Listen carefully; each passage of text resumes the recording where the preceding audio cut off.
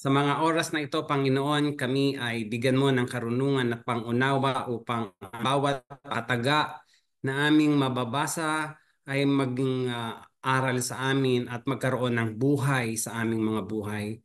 Ang pagpapala mo ng bagong umaga na makatanggap kami ng mga salita mula sa iyo. Gamitin niyo po ang inyong abang lingkod upang maipahayag ang nais mong ipahayag sa umagang ito. Panginoon, maraming salamat sapagkat ang bawat isa ay taus-pusong nakikinig sa umagang ito. At ikaw ang nais naming maitaas, maparangalan, at anuman ang mensahe na nais mong iparating sa bawat isa sa amin, hayaan po ninyo na matuto kami sa mga nakaraan, sa mga hari na ipinagkaloob mo sa amin, at kung ano ang mga nangyari sa kanila. Lord God, good morning. Ito po ang dalangin namin sa pangalan ni Jesus. Amen. Ang title nga po ng ating devotion today is The Last King. Ito po ay hango sa Hebrew 12:10 verse 11.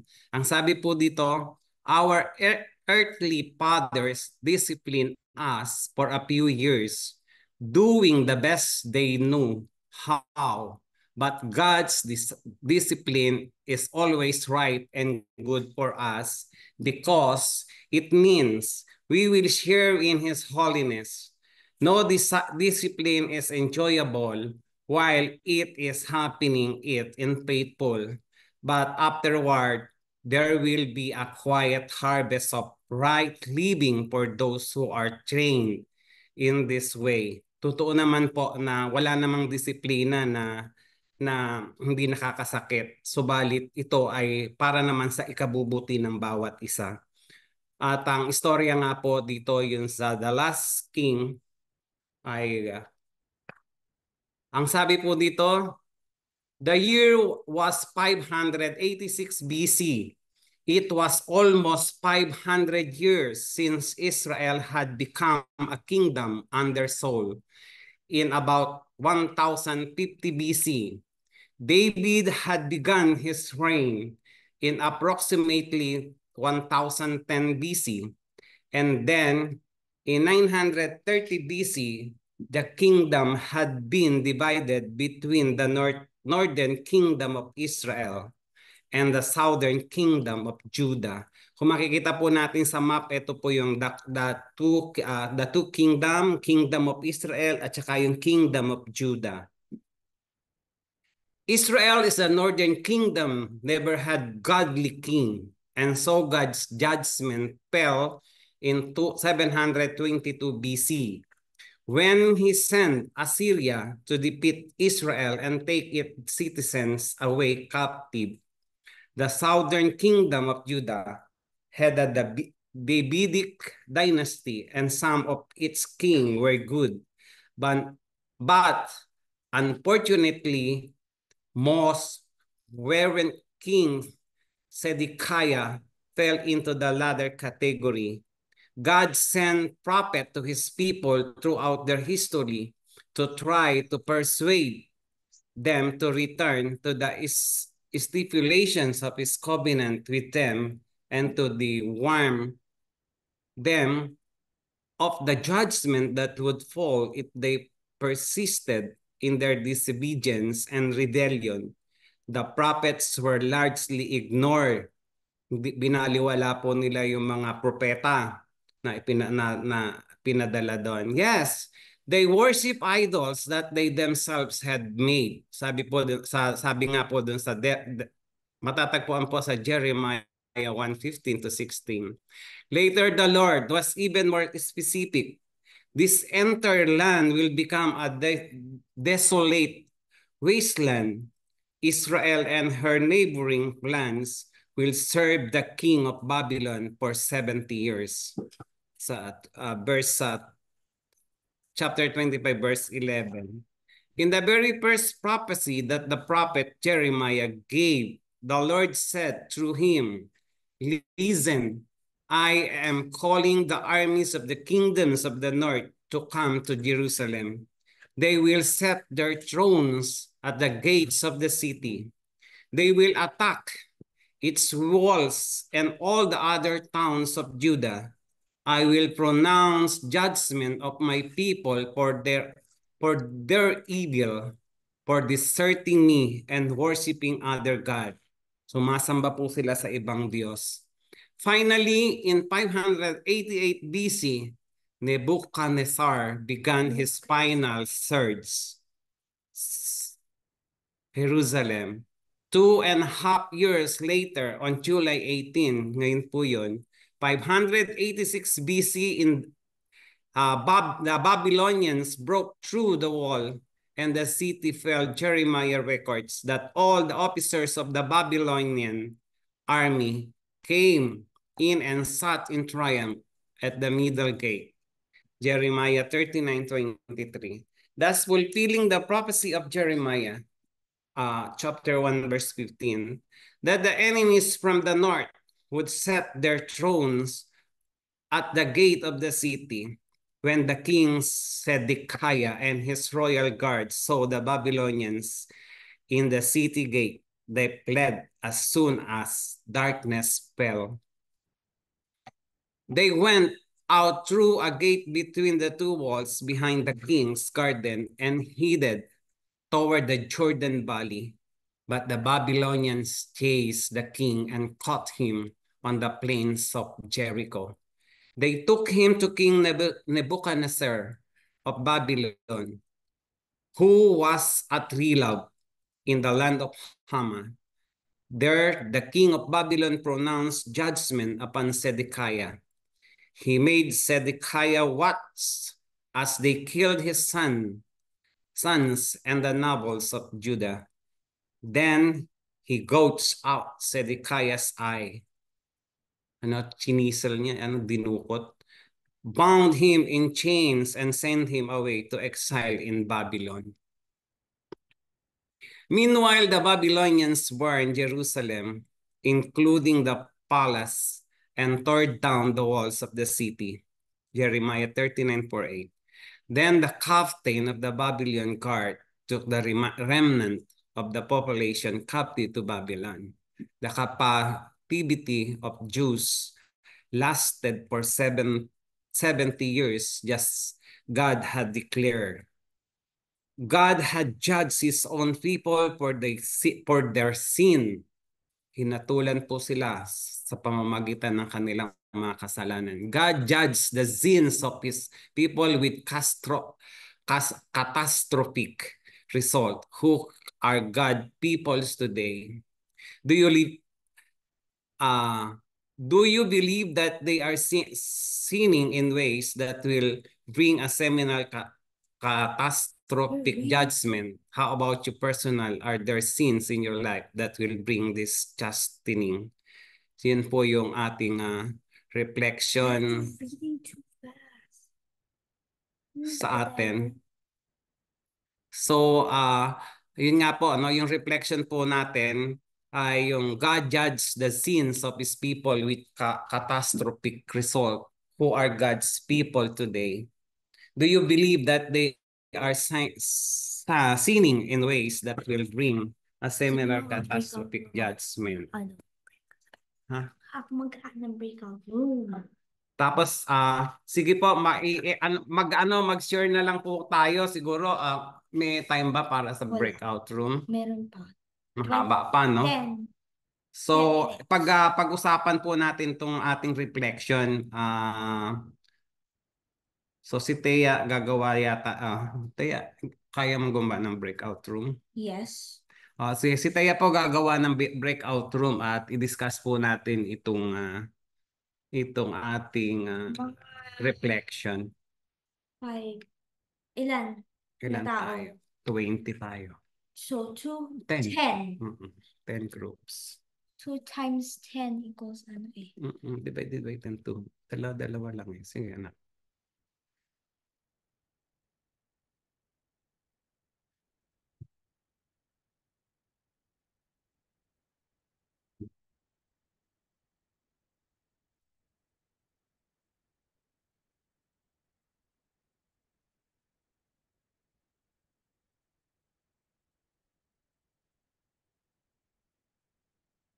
Sige na.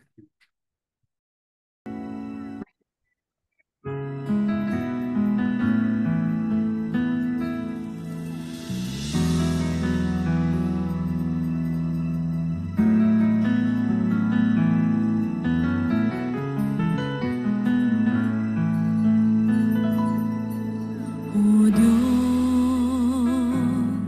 Ikaw ang tunay na dakila sa mundo. Ikaw ang haring nagmahal ng tulad ko. Ginawa mo ang lahat, pag-ibig mo ay tapat at wagas. O Diyos, wala nang papantay sa kabutihan mo. Ang ngalan mo'y itataas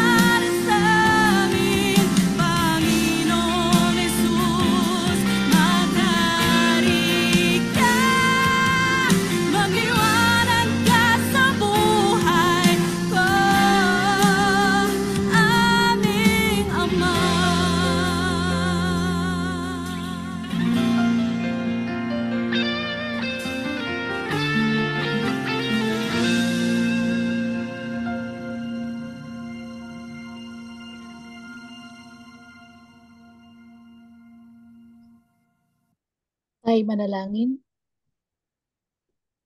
Maraming salamat, Panginoon, sa iyong mga salita na nadinig namin ngayong umaga.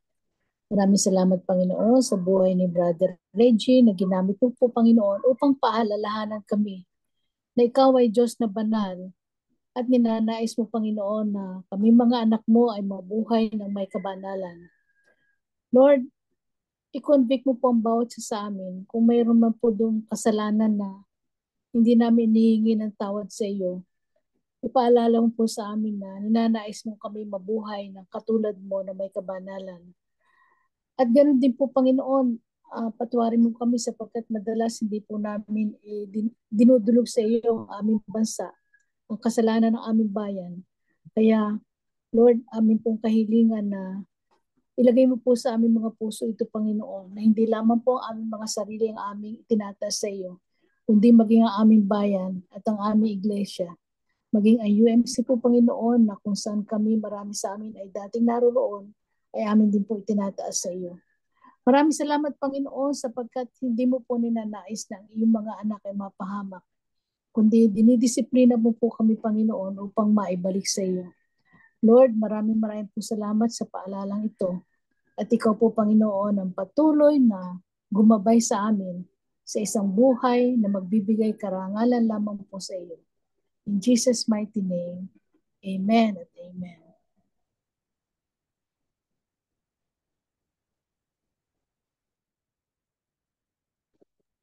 Amen.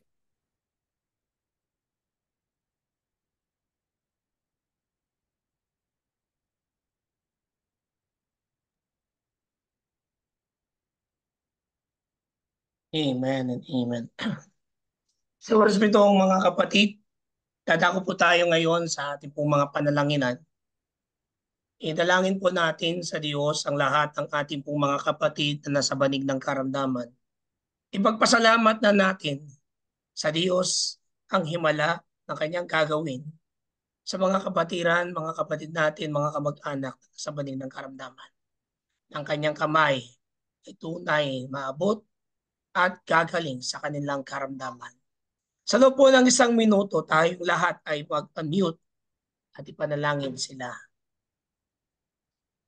Bless the Lord. Alam namin, Ama, na dinirig ng aming mga panalangin sa Salamat mga po, oras na Panginoon, ito. sa kagalingan na Kaya yan. mong ikaw ang humipos. Sa panig ng karamdaman. Maraming po salamat sapagkat ikaw ang Diyos sa pagkakas. Bigyan ng kagaling sa mga buhay. Maraming po salamat.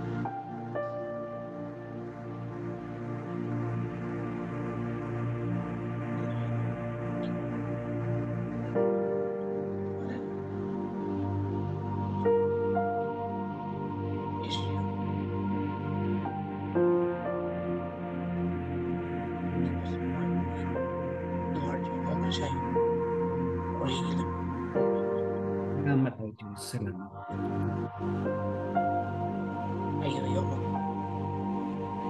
Kayo ang Diyos. Tanggalin mo ang kansa. Tanggalin mo, Panginoon, Panginoon, ng anumang sakit sa puso. Sapagkat ikaw ang tunay na magpapagaling sa kanila. At ang pangalan ni Jesus. Amen. At pwede po mahilingan na si Pastor Paul na manalangin po sa mga kapatiran po natin ito. Maraming pong salamat. Sige po, tayo po ay manalangin. Ama, salamat sapagkat kayo ang Diyos na hindi nagbabago. Kayo noon, ngayon at magpakailanman, ang Diyos na nagbibigay ng aming buhay at kayo ang pinagmumula ng aming kagalingan. Kaya Ama, ngayon pa lamang po, nagpapasalamat na kami sa inyo sa kagalingang iyong ipinagkaloob sa aming pong mga kapatid na nasa listahan, maging yung nasa listahan po ng Daybreak International, hindi man po ito nakapost, kilala niyo po sila. Patuloy naming inaangkin ang salita mo na nagsasabi sa pamamagitan ng mga sugat sa katawan ng Panginoong Jesucristo, pinagaling mo na po sila. Kaya Ama, ang hinihintay lang po namin, alam namin ay ang kanilang full recovery. At kung meron bang pong humahadlang para sila ay makaranas ng complete healing, Father, we continue to come against any spirit of infirmity or any spirit from any evil spirit, Lord, na patuloy na kumikilos sa kanila para hadlangan ang kagalingan. Father, you allow things to happen for a purpose, and that purpose is for them to continually have that genuine faith in you, Father God, na anuman ang kanilang kalagayan, yung biyaya mo ay sapat para sa kanila. Katulad po ni Pablo, meron po siyang thorn in the flesh, pero hindi po ninyo tinugon ang kagalingan. Hindi mo po siya pinagaling, bagkus ang sabi po ninyo sa kanya, my grace is sufficient for you. Kaya dalangin po namin, Father God, that in spite of everything that they are feeling right now, in kalagayan nila, Lord, yung kanilang pananampalataya sa inyo, patuloy na mas maging matatag, sapagkat alam namin, yun po ang susi para maranasan nila ang lubos na kagalingan at pagbabalik lakas ng kanilang lupang katawan. Lahat ng ito, Ama, tinatagubilin namin sa inyo upang sa ganon, mangyari po ang iyong kalooban para sa kanila. We also declare provisions for their needs, Father God, para sa mga laboratories, sa medicines na kanilang iniinom. We continue to declare, Lord God, na yung Philippians 4:19, that you will supply all their needs according to your riches in glory through Christ Jesus our Lord. This is our prayer in Jesus' name and by the power of your Holy Spirit. Amen. Amen. Amen. Amen. Amen. Amen. Idalangin po natin ngayon ang media na tunay na magamit sila sa paglalahad, pagpapahayag ng katotohanan, lalong-lalo na sa salita po ng ating Panginoon. So pwede ko pong mahilingan ang bawat isa na mag-mute at idalangin po ito at mahilingan po sa panalangin na si Nanay Olive o si Ninang Olive. After 1 minute, let us all unmute, my dear brothers and sisters in Christ. Diyos na makapangyarihan sa lahat, patuloy po kaming lumalapit po sa inyo, O Diyos. Pinadalangin namin ang pagkilos mo sa media, sa pagpapahayag, O Diyos. Lahat, Panginoon, ng bawat mga nangyayari. Nadalangin po namin, Panginoon, ang katotohanan, ang siyang kanilang may bahayag. Di lamang sa personal na interes, di lamang pang magkaroon sila ng ay magpahayag sa inyo ayon sa katotohanan at hindi sa dalangin namin, O Diyos, ganun din ang aming dalangin sa inyong mga anak, mga mananampalataya, ay magtayo kayo, mag-build po kayo, Panginoon, ang magpapahayag ng katotohanan upang, O Diyos, sila ay makita at hindi ang mundong itong aming kinagagalawan kung hindi lang sa tanging pangalan ni Jesus. Amen. Nay. Hallelujah, Abba Father, dear God. Hallelujah, King Jesus, Lord and Savior, Commander-in-Chief of the heavenly armies, our dear God. Hallelujah, Holy Spirit, our dear God, who lives inside us, always with us. Muli pinagpala mo po kaming lahat sa pamamagitan ng mensaheng pinaalala mo po sa amin ngayong umaga. Maraming salamat, Lord, sa katotohanan na kayo ay Diyos ng pag-ibig, pero Diyos ng katarungan. At maraming salamat, Lord, na ang media ay isa sa ginagamit niyo po upang ang inyong katotohanan ay mahayag sa tao.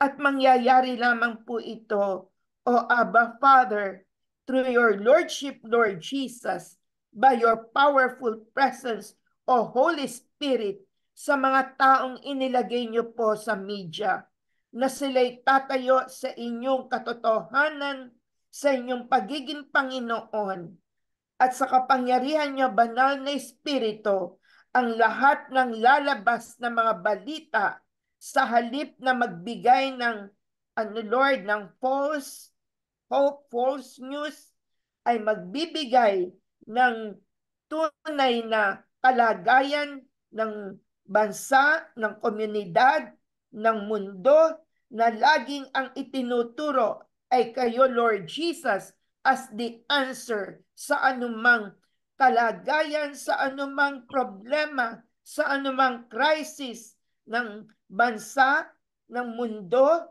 maging ng komunidad at ng personal naming mga buhay.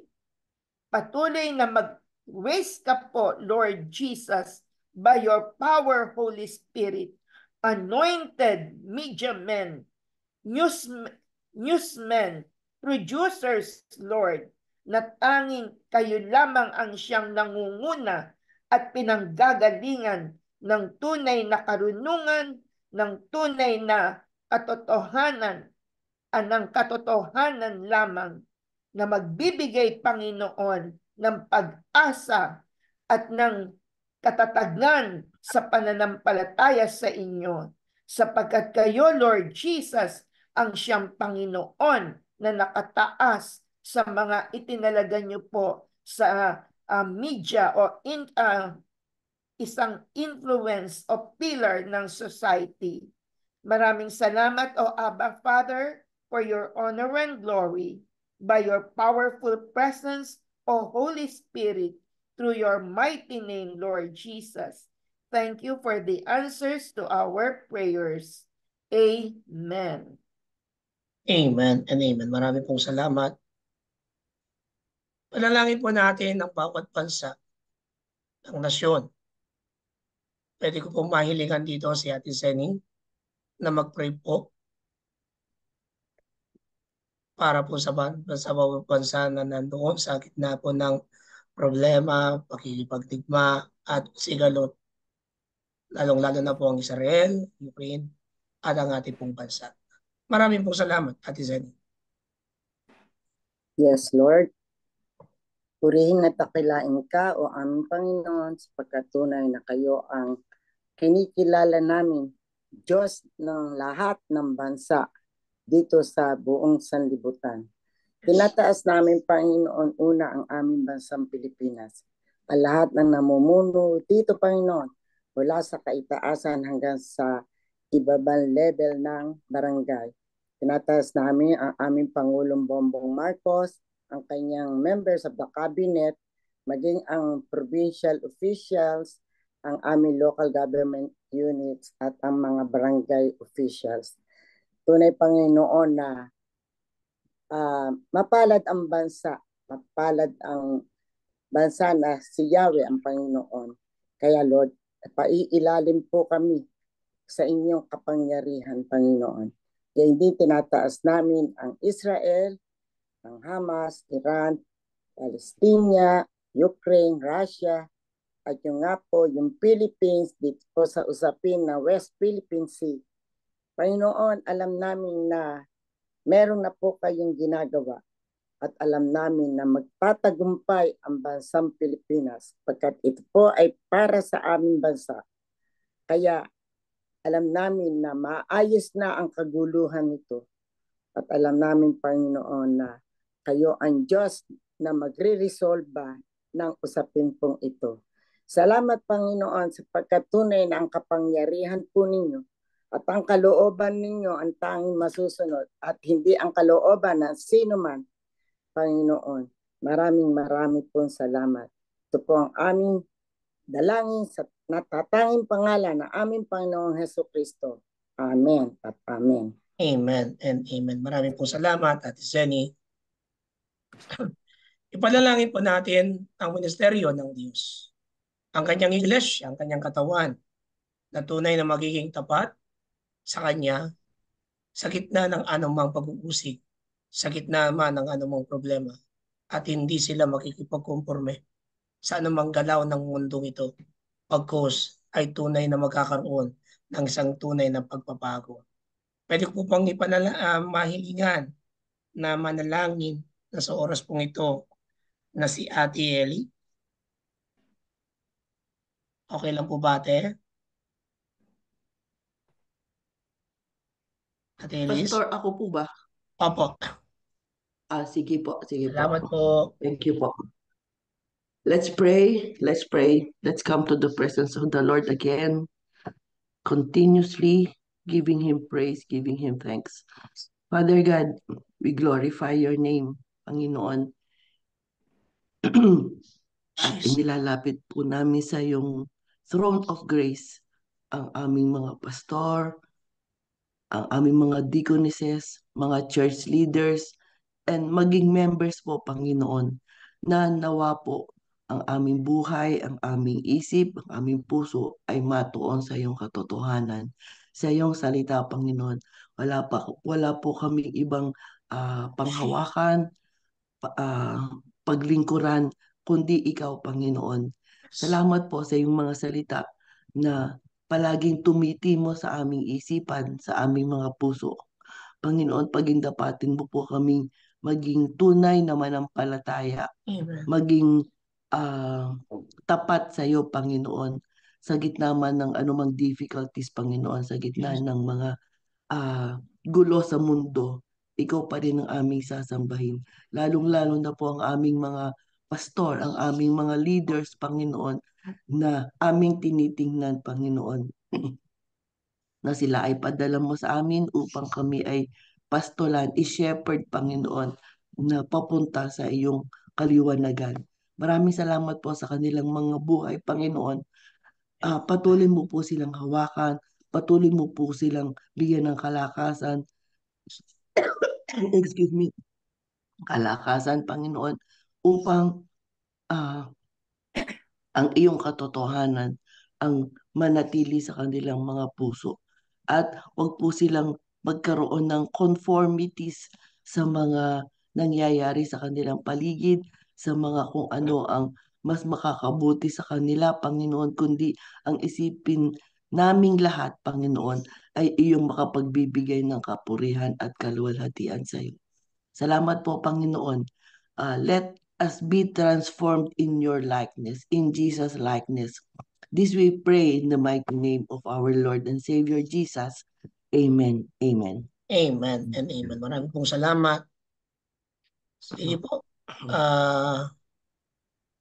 Pwede ko pong mahilingan po sa pasasalamat na panalangin. Ate Normlita, pwede po kayo pong sa panalangin pong pasasalamat at si Pastor Paul po sa benediction. Maraming pong salamat, Ate Normlita. Yes, Heavenly Father, we thank you for all your goodness, faithfulness unto us. We are so happy, oh God, that we have joined again this daybreak prayer meeting. And oh God, nagpapasalamat kami, Lord. Lahat, Lord, comes from you. Lahat. You are the source of all goodness, Heavenly Father. And we thank you. That, Lord, may all our prayers, we ask thee to,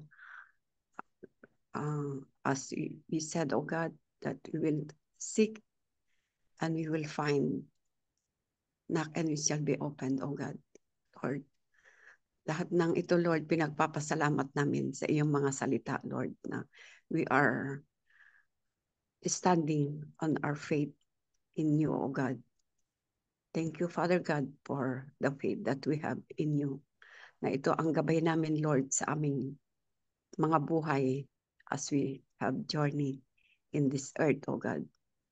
Pasalamat din namin, Lord, ang church namin na siyang magsilbing because we are the church, oh God, and we are your bodies, oh God. Na sana, Lord, mga kasama namin, Lord, sa church na ito ay masumpungan nila ang iyong kabanalan, maging masunurin kami, Lord, sa iyong mga salita. Ang lahat ng ito ay maging gabay namin, Lord, sa aming mga buhay. Ang lahat ng ito ay pinagpapasalamat namin sa ngalan ni Jesus na aming tagapagligtas. Amen. Amen and amen. Amen. Pastor Paul?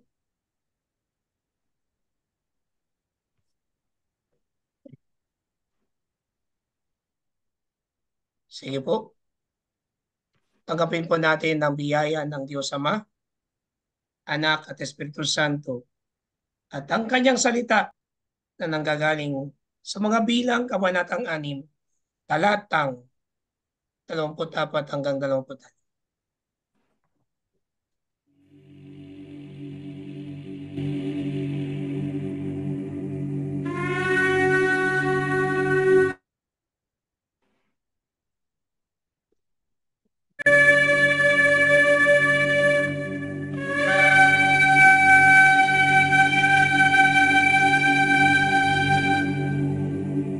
יברכך אדוני וישמרך.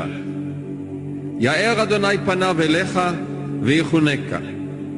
יישא אדוני פניו אליך וישם לך שלום.